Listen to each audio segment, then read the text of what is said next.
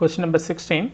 The value of tan inverse of cos of 15 pi by 4 minus 1 divided by sin pi by 4. This is a question ma. Very simple. Okay.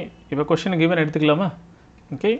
இப்போ question என்ன கொடுத்திருக்காங்கடா first tan inverse of okay cos of 15 pi by 4 minus 1 by sin pi by 4. இது questions. Clear? இப்போ first என்ன பண்ணுன்னா இந்த tan in cos of 15 pi by 4 sin pi by 4 எல்லாம் simplify பண்ணுறேன்.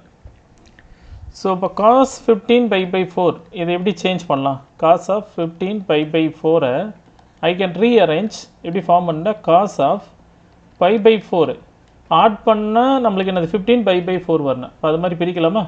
அப்போ how many times minus use பண்ணிக்கலாமா? 4 times 16. Okay, அப்போ here 4 pi minus concept use பண்ணிக்க.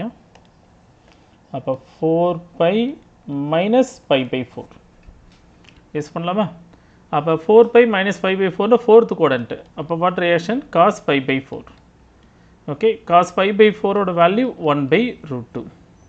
நெக்ஸ்ட் sin pi by 4 ஓட வேல்யூ நம்மளுக்கு தெரியும். What's the value? 45 degree, that is 1 by root 2. Clear? அப்போ இதை சிம்பிளை பண்ணிக்கலாமா? அப்போ tan inverse of வேல்யூ பார்த்தீங்கன்னா அப்போ 1 by root 2 minus 1 divided by 1 by root 2.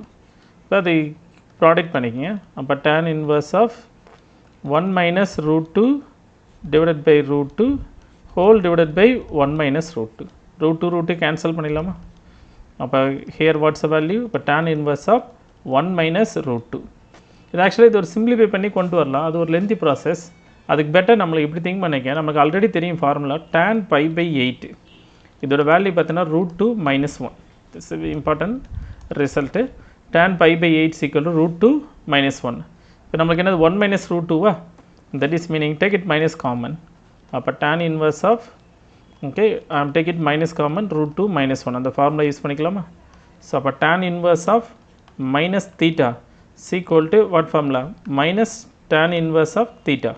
So I can write this conclusions here minus tan inverse of root 2 minus 1. So அப்போ here tan inverse of minus tan inverse of root 2 minus 1 நம்மளுக்கு value தெரியும் pi by 8. அப்போ minus pi by 8. That is option D. You understood, children?